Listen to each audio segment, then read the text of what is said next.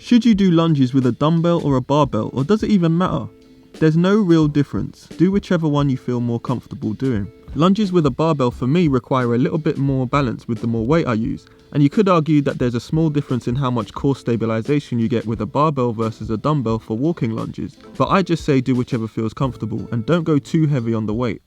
Keep your core engaged and your back straight. Also, an overlooked point is whatever shoes you're working out in, be it Nike Metcons, Reebok Nanos, whatever footwear you're using, make sure your shoes are securely tightened or laced to avoid any slip or movement in the foot, especially when you move up to the heavier weights with this exercise. So there you have it, barbell versus dumbbell, which one's better? My view is don't think about it too much, just do whichever one feels more comfortable to you. See you on the next one.